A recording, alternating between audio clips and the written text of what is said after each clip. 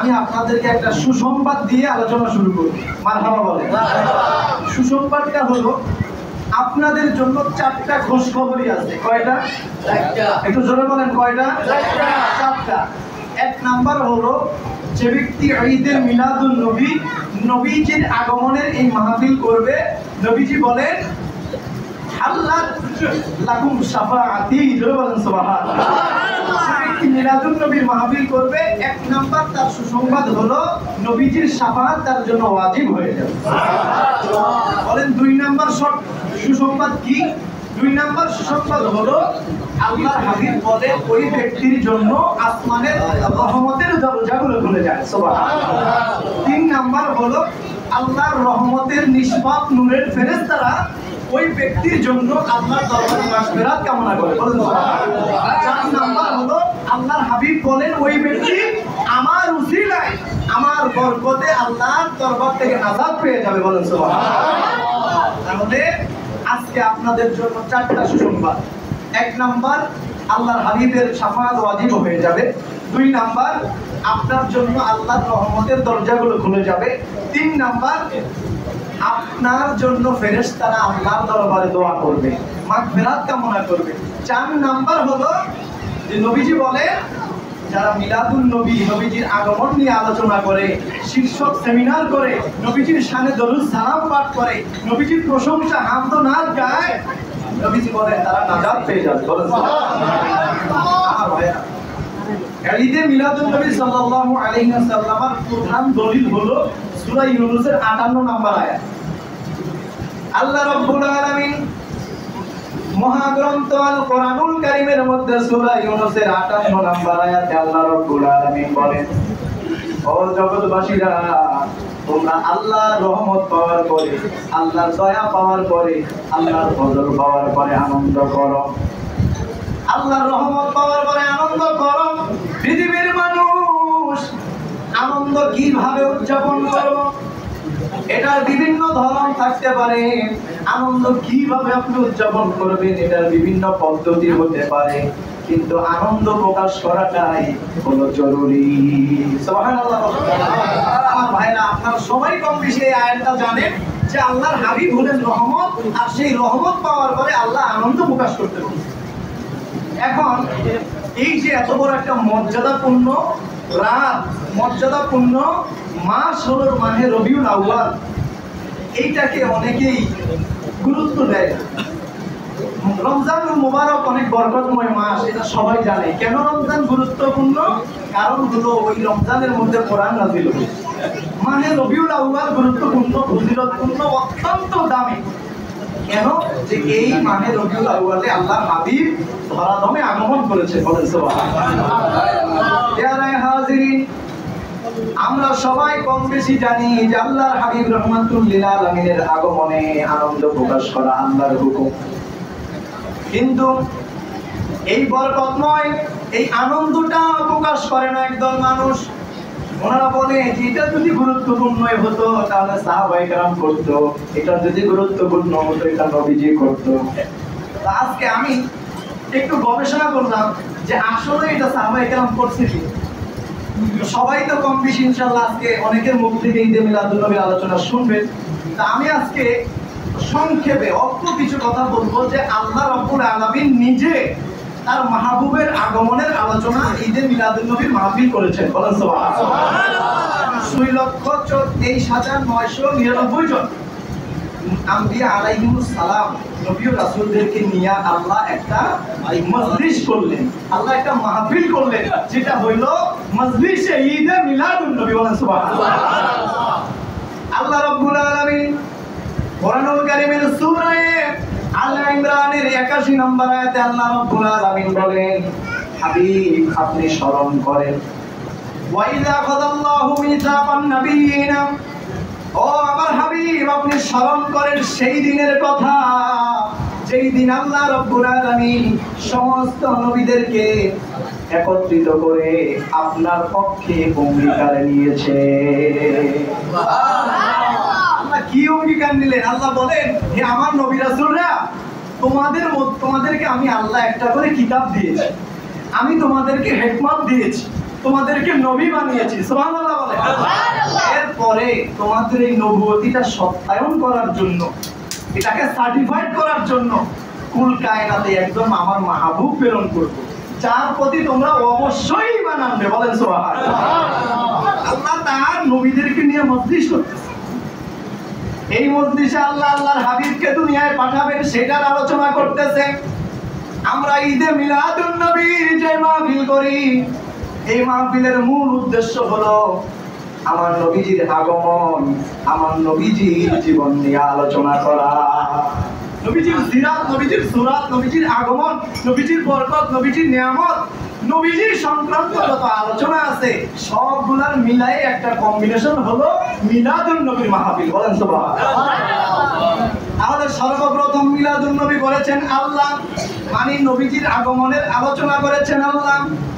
নবী আম্বিয়া আলাইহিস সালামদেরকে আল্লাহ বললেন, হে আমার নবীরা, তোমাদের মাঝখানে আমি আমার আখিরি নবীকে পাঠাবো, সেই নবীর প্রতি তোমরা অবশ্যই ঈমান আনবে এবং সার্বিকভাবে তাকে সাহায্য করবে। নবীরা বলছেন, ইয়া আল্লাহ, আপনি যা বলবেন তাই তো আমাদের শিরোধার্য, তাই করতে হবে। আল্লাহ বলেন, না, এখানে শেষ না। তোমরা যে অঙ্গীকার করছো, এই অঙ্গীকারে তোমরা আমাকে সত্যতা দেখাও। আকরারতুম, তোমরা কিভাবে ওয়াদা করলা, অঙ্গীকার করছো, সত্যি কি তোমরা অঙ্গীকার করছো কিনা? তারা বললেন, আমরা অঙ্গীকারবদ্ধ হয়েছি আল্লাহ, আপনার কথা আমরা মেনে নিয়েছি, আপনার হাবিবকে আমরা সাহায্য করব এবং ওনার প্রতি ঈমান আনবো, কারণ ওনার সিল ছাড়া, ওনার স্বাক্ষর ছাড়া আমাদের নবুয়তি তো প্রমাণিত হবে না। সুবহানাল্লাহ বলেন। তাহলে আল্লাহ রাব্বুল আলামিন বলেন যে ক্বালা ফাশহাদু, আজকের এই মজলিসটার সাক্ষী তোমরা থাকো। সুবহানাল্লাহ। এরপর আল্লাহ বলে ওয়া আনা মাআকুম মিনাশ শাহিদিন, যে আমি হইলাম তোমাদের সাক্ষী আর তোমরা হইলা আমার সাক্ষী। বলেন আল্লাহু আকবার। তাহলে বোঝা যায় যে আল্লাহ রাব্বুল আলামিন নবীজির আগমন নিয়ে আলোচনা করেছেন নবীদের মাঝে। এটা হলো মিলাদুন নবীর মাঝে। প্রথমে আল্লাহ করলেন, 2 নম্বরে নবীজি পালন করেছেন কিনা। আল্লাহর হাবিব রাহমাতুল লিল আলামিন হুজুর নূর মুহাম্মদুর রাসূলুল্লাহ সাল্লাল্লাহু আলাইহি ওয়াসাল্লাম, ওনার একজন বিশিষ্ট সাহাবীর নাম হলো হযরতে আনাস। হযরতে আনাস বলেন, পৃথিবীর মানুষ আল্লাহর হাবিব রাহমাতুল লিল আলামিনকে জিজ্ঞাসা করা হলো, ইয়া রাসূলুল্লাহ, নবুয়ত প্রকাশের পরে আপনি হঠাৎ করে আকিকার আয়োজন করলেন, নবীজি নিজের আকিকা নিজেই আয়োজন করলেন। সাহাবীরা জিজ্ঞাসা করলো, ইয়া রাসূলুল্লাহ, আল্লাহর মায়ার নবী, আপনার দাদা আব্দুল মুত্তালিব তো আপনার আকিকা ছোটবেলায় করেছেন, এখন আবার কেন আপনি আকিকা করলেন, আমরা কি জানতে পারি? নবীজি বললেন, আমার নবুয়ত প্রকাশের পরে আমি আবার আকিকা করলাম এই জন্য যে আমার আগমন, আমার ধরাধামে আগমনের উদ্দেশ্য, আমার ধরাধামে তাশরীফ আনার উদ্দেশ্য সম্পর্কে মানুষ জানবে। সুবহানাল্লাহ। তাহলে নবী নিজেই তার আগমনের আলোচনা করার জন্য তিনি সাহাবীদেরকে উৎসাহ করেছেন, কারণ নবীর সম্পর্কে জানাটাই হলো ঈমান, নবীজিকে ভালোবাসাটাই হলো ঈমান, নবীজির মহব্বত ইশক হৃদয়ে ধারণ করাই হলো ঈমান। বলেন সুবহানাল্লাহ। তাহলে 2টা পাইলেন। আল্লাহ রাব্বুল আলামিন ঈদে মিলাদুন নবী নবীজির আগমন নিয়ে আলোচনা করেছেন। 2 নবীজি নিজেই আলোচনা করেছেন। 3 নাম্বার আসি সাহাবায়ে কেরাম করছেন। আমার ভাইয়েরা, আত-তানবীর ফি মাউলিদিল বাশীরিন নাযীর কিতাবের মধ্যে এসেছে, হযরত আব্দুল্লাহ ইবনে আব্বাস রাদিয়াল্লাহু তাআলা আনহু তিনি বলেন, আমি আমার বাড়ির মধ্যে আল্লাহর হাবিব রাহমাতুল লিল আলামিনের মিলাদের আলোচনা করতেছিলাম। কিভাবে নবীজি দুনিয়ায় আগমন করলেন, কার মাধ্যমে দুনিয়ায় আগমন করলেন, নবীজি আগমন করার কারণে ধরা থেকে পাপ কিভাবে দূর হলো, নবীজির শান, শওকত, ইজ্জত, আজমত, বেলাদাত নিয়ে আমরা আলোচনা করতেছিলাম। ইন দ্য মিন টাইমে আল্লাহর হাবিব আমার ঘরে তাশরীফ আনলেন। আল্লাহর হাবিব আসলেন। আসার পরে নবীজি যখন শুনলেন যে আমাকে নিয়ে আলোচনা হচ্ছে, আমার জীবনে নিয়ে আলোচনা হচ্ছে, আমার মিলাদ নিয়ে আলোচনা হচ্ছে, তখন আল্লাহর হাবিব বললেন, আল্লাহ লাকুম শাফাআতি, এই জায়গায় যারা উপস্থিত আছো সবার জন্য আমার শাফাআত ওয়াজিব হয়ে গেছে। সুবহানাল্লাহ বলেন না সুবহানাল্লাহ। নবীজি বলেন যে তোমাদের জন্য আমার শাফাআত ওয়াজিব। এই জন্য আমি বলছি যে 4টা সুসংবাদ। 1 নাম্বার মিলাদুন নবী করলে আপনার নবীজির শাফাআত ওয়াজিব। 2 নাম্বার মিলাদুন নবী করলে আপনার জন্য আল্লাহর রহমতের দরজাগুলো খুলে যাবে। 3 নাম্বার আপনি মিলাদুন নবী করলে আল্লাহর নিষ্পাপ রহমতের নূরের ফেরেশতারা আপনার পক্ষ হয়ে আপনার গুনার জন্য আল্লাহর কাছে ক্ষমা চায়। 4 নাম্বার হলো নবী বলেন তারা নাজাত পেয়ে যাবে। তাহলে এই 4টা সুসংবাদের চাইতে আর বড় কি হইতে পারে? প্যারা হাজিরিন, আব্দুল্লাহ ইবনে আব্বাস রাদিয়াল্লাহু তাআলা আনহুর এই মজলিসে হুজুর সাল্লাল্লাহু আলাইহি ওয়াসাল্লাম গিয়ে বললেন আল্লাহ লাকুম শাফাআতি, তোমাদের জন্য আমার শাফাআত ওয়াজিব হয়ে গেছে। ঠিক এমনি ভাবে আমি শুরুতে বলেছিলাম নবীর একজন সাহাবী হযরত আবু আমের আনসারী রাদিয়াল্লাহু তাআলা আনহু, উনি একদিন ওনার ঘরের মধ্যে আল্লাহর হাবিবের মিলাদের আয়োজন করলেন। আল্লাহর হাবিবের মিলাদ নবীর মাহফিলের ব্যবস্থা করলেন। ওনার সন্তান, ওনার স্ত্রী, পাড়া প্রতিবেশী অনেক মানুষজন নিয়ে হযরত আবু আমের আনসারী আল্লাহর হাবিবের শান মান নিয়ে আলোচনা করতেছিলেন, আল্লাহর হাবিবের মিলাদের আলোচনা করতেছিলেন। ঠিক ওই সময়ে আল্লাহর হাবিব রাহমাতুল লিল আলামিন আবু আমের আনসারীর বাড়ির পাশ দিয়ে যাচ্ছিলেন। যাওয়ার সময় আল্লাহর হাবিব শুনতে পেলেন আবু আমের আনসারী নবীর জন্ম নিয়ে আলোচনা করতেছে। আবু আমের আনসারী নবীর মিলাদ নিয়ে আলোচনা করতেছে।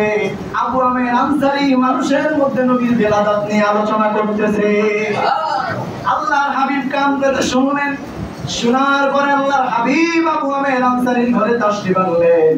আনার পরে ডাক দিয়া বললেন আবু আমের আনসারী রে, এইখানে যারা আছো আজ তুমি আমার মিলাদ নিয়ে আলোচনা করতেছো, আমার আগমন নিয়ে আলোচনা করতেছো। এইভাবে তোমার মতো আর যারাই আলোচনা করুক না কেন সবার জন্য আমি রাসূল জামিন আর জিম্মাদার হয়ে গেলাম। তোমরা ভয় পাও না, আল্লাহর রহমতের দরজাগুলো তোমাদের জন্য খুলে গেছে। যারা শুধু তোমার জন্য না, যারা তোমার মতো করে আমার এই মিলাদের আয়োজন করবে, আমার এই মিলাদুন নবীর আয়োজন করবে, তাদের জন্য আল্লাহর রহমতের দরজা খুলে যাবে। সুবহানাল্লাহ। তাহলে কোরআন হাদিসে মিলাদুন নবী আছে না নাই? সাহাবায়ে কেরাম পালন করছে না নাই? দেখেন পদ্ধতি ভিন্ন হইতে পারে, সিস্টেম ভিন্ন হইতে পারে। আজকে এখন পদ্ধতিটা কিভাবে চেঞ্জ হয়? আপনি এখন একজন যুবক, আপনি আব্দুল খালেক সর্দার, আপনি যখন বিবাহ শাদী করবেন, আপনার একটা সন্তান হবে, তখন আর আপনি একা থাকবেন না, তখন হয়ে যাবে আব্দুল খালেক সর্দারের পরিবার। এইভাবে আস্তে আস্তে কিন্তু ধরন পরিবর্তন হয়। তো মিলাদুন নবী সাল্লাল্লাহু আলাইহি সাল্লামের মূল উদ্দেশ্য হলো আল্লাহর হাবিবের জীবনী শীর্ষক, আল্লাহর হাবিবের আগমন, আল্লাহর হাবিবের রহমতি বরকতি আলোচনা করা। বলেন সুবহানাল্লাহ। আল্লাহর হাবিব কিভাবে তিনি আগমন করলেন, ওনার আগমন সম্পূর্ণ ভিন্ন। ওনার আগমন সৃষ্টির শুরুতে উনি আল্লাহ রাব্বুল আলামিন ওনাকে সৃষ্টি করেছেন, প্রেরণ করেছেন সবার পরে। এর মাঝখানে সমস্ত নবী রাসূলদের সাথে আল্লাহর হাবিবের একটা সম্পর্ক আছে। বলেন সুবহানাল্লাহ। দেখেন এখনো অনেক জায়গায় চাকরি বাকরি করতে হইলে অনেক সার্টিফিকেট চায়, যে আপনার এই সার্টিফিকেট লাগবে, এই ডকুমেন্ট লাগবে, নিচে লেখা থাকে সত্যায়ন করা হইতে হবে। একজন এমবিবিএস, একজন পিএইচডি করা লোক দিয়ে সত্যায়ন করতে হয়। তো আল্লাহ রাব্বুল আলামিনের 2,23,999 জন আম্বিয়া, কোন নবী রাসূল আমার হাবিবের কামলিওয়ালার স্বাক্ষর ছাড়া সত্যায়িত হয় নাই। এটা আমার নবীর শান। জোরে বলেন সুবহানাল্লাহ। এটা আমার নবীর মান। জোরে বলেন সুবহানাল্লাহ। তাইলে যারা এগুলা দেখে না, তারা কেন দেখে না, বুঝে না, তারা বলে যে মিলাদুন নবী নাই, সিরাতুন নবী আছে। আচ্ছা দেখেন, নবীজির যদি আগমনই না হয় তাহলে সিরাত আসবে কোথেকে? সিরাত মানে হলো আদর্শ জীবনী। তো যার জন্মগ্রহণ আগমনটা হয় তারই তো সিরাত থাকে। আল্লাহর হাবিবের আগমনটাই তো আগে, মিলাদুন নবী আগে। মিলাদুন নবী করলে সিরাতুন নবী চলে আসে। সুবহানাল্লাহ। আর যদি আপনি মিলাদুন নবী অস্বীকার করে সিরাতুন নবী পালন করেন, সিরাতুন নবী পালন করা ভালো, কিন্তু মিলাদুন নবী অস্বীকার করলে তো আপনি বেঈমান হয়ে যাবেন। মিলাদুন নবী অস্বীকার করলে আপনি কুফরি করার কারণে ঈমান চলে যাবে। আমার ভাইয়েরা, আল্লাহ রাব্বুল আলামিন বলে দিয়েছেন যে যেই নবী রাসূলগণের সাক্ষ্য আল্লাহ রাব্বুল আলামিন নিয়েছেন, অঙ্গীকার নিয়েছেন দুনিয়ায় নবীর প্রতি ঈমান আনার জন্য, দুনিয়ায় নবীর প্রতি সহযোগিতা করার জন্য, ওই আয়াতের পরে আল্লাহ বলে দিয়েছেন যারা এই ওয়াদা ভঙ্গ করবে ফাউলাইকা হুমুল, তারা, আল্লাহ রাব্বুল আলামিন বলছেন যে তারা হয়ে যাবে ফাসিক, তারা হয়ে যাবে নাফরমান। ফাউলাইকা হুমুল ফাসিকিন, তারা হয়ে যাবে ফাসিক। তাহলে আল্লাহ রাব্বুল আলামিনের নবীকে পেয়ে আমরা খুশি না বেজা? খুশি। জবান খুলে বলেন খুশি না বেজা? এই যারা বিরোধিতা করে এরা কয় না নবীর আগমনে আমরাও খুশি কিন্তু আমরা বেদাত করি না। কয় নবীর আগমনে তারা খুশি কিন্তু বেদাত করে না। ভাত এমনি খায় না কিন্তু এই দিক দিয়ে ঘুরে এটা খায়। নবীর আগমনে খুশি, খুশিটাই তো বাংলা শব্দ, যার আরবি হলো ঈদ। তা আরবিতে বললে দোষ, বাংলায় বললে তারা কোনো সমস্যা নেই। আমার ভাইরা, তো আমরা, তারা বলে যে আমরা নবীর আগমনে খুশি। তো খুশি থাকলে একটা মিছিল করো, খুশি থাকলে একটা আলোচনা করো, খুশি থাকলে ওনার জীবনে নিয়ে একটা আলোচনা করো, খুশি থাকলে দরুদ সালামের আয়োজন করো। কোনোটাই তো করে না, করুক, এটা তার ব্যাপার। কিন্তু আমরা যখন নবীজির শানে হামদের মাহফিল করি, নাতের মাহফিল করি, নবীজির শানে ঈদে মিলাদুন নবীর জলসা করি, জশ্নে জুলুস করি, তখন যত বেদাত বের হয়ে যায়, তখন যত দাঁত বের হয়ে। কেন ভাই, নবীজির শান বলার সময় কেন আপনার মন এত কাঁপে? আপনারা জানেন না হয়তো ইবলিস শয়তান 4 বার এমন ভাবে কাঁদছে যে মনে হয় মা বাপ মারা গেলে ওইভাবে মানুষ কাঁদে না। শয়তান সবচাইতে বেশি কাঁদছে 4 বার। কয়বার? একটু কথা বলেন বাবা, কয়বার? 4 বার। একবার যখন আল্লাহ তাকে লানত দিয়েছে, তার মাথায় যখন লানতের বোঝা উঠে গেছে যে তুই ইবলিস, তুই আজ থেকে লানত করতে, অভিশাপ করতে, তখন ইবলিস অনেক চিৎকার করে কাঁদছে। আল্লাহ যখন তাকে জান্নাত থেকে বের করে দিতে দ্বিতীয়বার, তখন আবার সে কাঁদছে। কতবার? দ্বিতীয়বার যখন আল্লাহর হাবিবের আগমন হবে, ইবলিস শয়তান চিৎকার করে কাঁদছে। আজকে আমার ভাইরা যদি বেদাত বেদাত না কইতো, বুঝতেই পারতাম না যে ইবলিস কেমন করে কাঁদছে, কেমন করে বেদাতে। তাদের মুখের দিকে তাকাইলে অন্তত একটু বোঝা যায় যে নবীর আগমন ওই বেলা মুখ এত অন্ধকার, বাবা মা মারা গেলেও মানুষের তো বেদাত থাকে।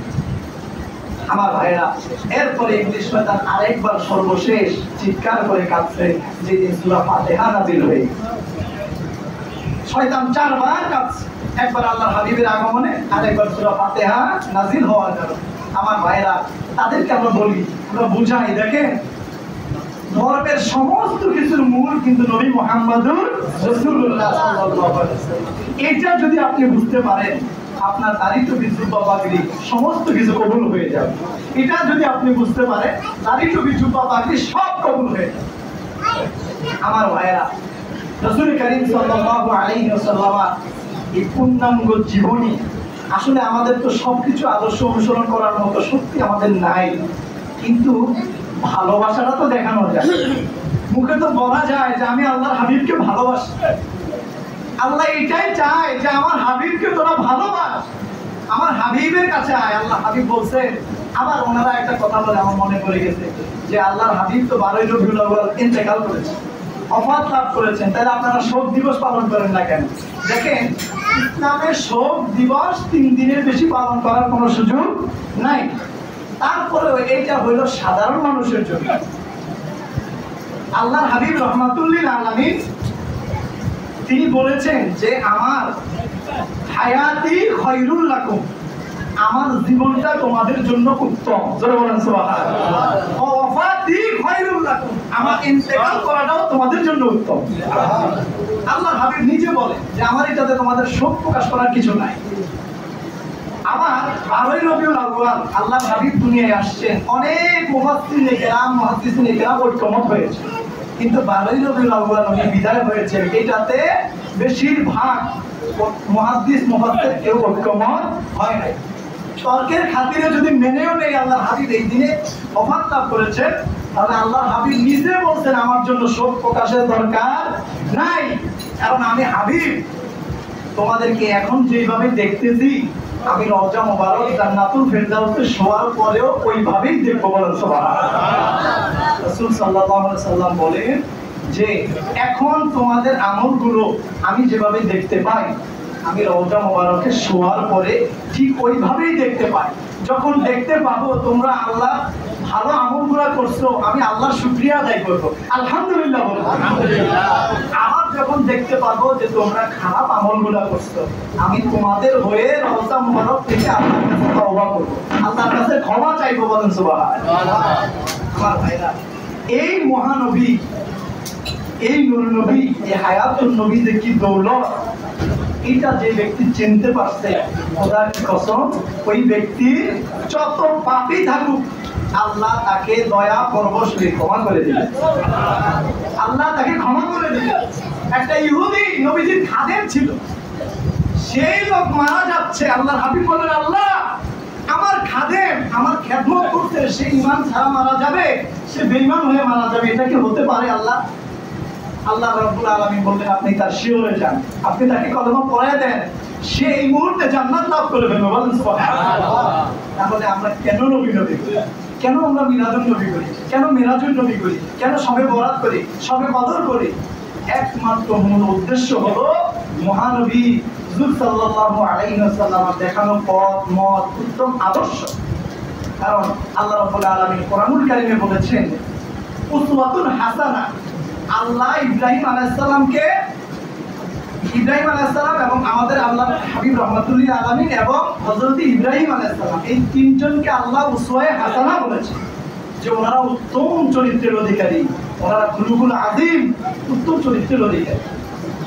আবার আল্লাহ রাব্বুল আলামিন কোরআনুল কারীমে আল্লাহ ইব্রাহিম আলাইহিস সালামকে বলেছেন ওয়া হাদাহু ইলা সিরাতিন মুস্তাকিম, আমি ইব্রাহিম আলাইহিস সালামকে সিরাতাল মুস্তাকিম দিয়েছি, হাদিয়া দিয়েছি, উপহার দিয়েছি। আর সূরা ইয়াসিনে আল্লাহ বলেছেন ইয়াসিন ওয়াল কুরআনিল হাকীম ইন্নাকা লামিনাল মুরসালিন আলা সিরাতিন মুস্তাকিম। আল্লাহ রাব্বুল আলামিন এক আয়াতে বলেন ইব্রাহিম আলাইহিস সালামকে আমি সিরাতাল মুস্তাকিম দিয়েছি, আর আরেক আয়াতে আল্লাহ রাব্বুল আলামিন বলেন ওই সিরাতাল মুস্তাকিমটাই হলো আমার নবী। সিরাতুল মুস্তাকিম, আপনি সিরাতুল মুস্তাকিমের উপর ছোট ছোট সুবহানাল্লাহ, কত মর্যাদা দেখেন। একজন হলো সিরাতুল মুস্তাকিম পেয়েছে আর আরেকজন হলো নিজেই সিরাতুল মুস্তাকিম। আল্লাহু আকবার বলেন। আমরা তো জানি না, সূরা ফাতিহায় আমরা বলি ইহদিনাস সিরাতাল মুস্তাকিম, আল্লাহ আমাদেরকে ওই পথ দেখা, সরল সহজ সঠিক পথে আমাদেরকে চালায়। সেই ইহদিনাস সিরাতাল মুস্তাকিমটাই আমরা চাই। কোরআনুল কারীমে আল্লাহ রাব্বুল আলামিন সবচেয়ে বেশি যে নবীর নাম নিয়েছেন তিনি হলেন মুসা আলাইহিস সালাম। আল্লাহ যতগুলো নবীর নাম নিয়েছেন 25 জন নবীর নাম কোরআনে আসছে। 25 জন নবীকে আল্লাহ শুধু নাম ধরছে, ইয়া মুসা, ইয়া ঈসা, ইয়া হারুন, ইয়া সুলাইমান, ইয়া ইব্রাহিম, এভাবে শুধু নাম বলেছেন, আর কোনো পদবিও না লকবও না। কিন্তু যখনই আমার হাবিবের নাম আসছে, যখনই আমার হাবিবের নাম মুবারক আসছে, তখনই আল্লাহ বলেছেন, নামও বলেন নাই, আল্লাহ বলেছেন ইয়া আইয়ুহাল মুজাম্মিল, হে কম্বলওয়ালা আপনি উঠে আপনার প্রভুর জন্য নামাজ পড়েন, সুবহানাল্লাহ। আল্লাহ শুধু পদবি ধরে রাখেন। আবার দুই জায়গায় মুহাম্মদ শব্দটা আসছে কোরআনে, দুই জায়গায় মুহাম্মদ শব্দটা আসছে, দুই জায়গায় আল্লাহ বলেন মুহাম্মাদুর রাসূলুল্লাহ, শুধু মুহাম্মদ না, মুহাম্মাদুর রাসূলুল্লাহ, আল্লাহর রাসূল, সুবহানাল্লাহ। এত সম্মানের সাথে আল্লাহ রেখেছেন। আর 450 বার নবীকে আল্লাহ সম্বোধন করেছেন পবিত্র কোরআনে। যেমন কুল, হে নবী আপনি বলুন, হে নবী আপনি বলুন। আল্লাহ কয় আমি বলি না, আপনি বলেন। আল্লাহর মুখ দিয়ে আল্লাহ তো বলতে পারে যে এটা আমি কইছি, কালামুল্লাহ, এটা আল্লাহর কিতাব, কিন্তু আল্লাহ কয় হাবিব কুল, আপনি বলে দেন, আমার পক্ষ থেকে আপনি বলে দেন। আপনি বলে দিলে আপনার কথাটা মানলেই আমার কথা মানা হয়ে যাবে। প্যারে হাজির, এই ঈদে মিলাদুন নবী সাল্লাল্লাহু আলাইহি ওয়াসাল্লাম কেন আমরা উদযাপন করি?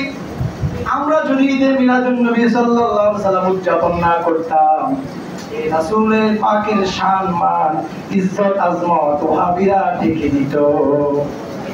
ওয়াহাবিরা ইজ্জত আজমত তো বলেই না, শুধুমাত্র 2-3টা সিম্বল তাদের কাছে আছে, দাড়ি টুপি জুব্বা পাগড়ি, এর বাইরে আর কোনো কিছু নাই। নবীজির যে মহানুভবতা, মমতা, উদারতা, আদর্শ, এই যে এতগুলা দিক আছে, কোনোটাই তাদের মধ্যে নাই, আছে শুধু জুব্বা পাগড়ি। এইটা দিয়া মানুষকে ধোঁকা দেয়। আর যে সিরাতের কথা বলে, সিরাতও তো মানে না। নবীজি নিজে ওনার জন্মদিন উপলক্ষে রোজা রাখতেন, নবীজি নিজে ওনার আকিকা করতেন, সাহাবায়ে কেরাম ওনার ঈদে মিলাদুন নবী পালন করছে। হযরত আবু আমির আনসারী, হযরত আব্দুল্লাহ ইবনে আব্বাস রাদিয়াল্লাহু তাআলা দুইজনের নাম বললাম, এই দুইজনেই ঈদে মিলাদুন নবী করছে। এখন ঈদ বলতে কষ্ট হয়, তাহলে বলার দরকার নাই, শুধু মিলাদুন নবী বলেন, সেটাও মানতে হবে। নবীজির মিলাদকে অস্বীকার করতে চায়, এটা কোনো কথা হইলো? নবীজির মিলাদকে অস্বীকার করলে সেই লোক আর মুসলমান থাকতে পারে না।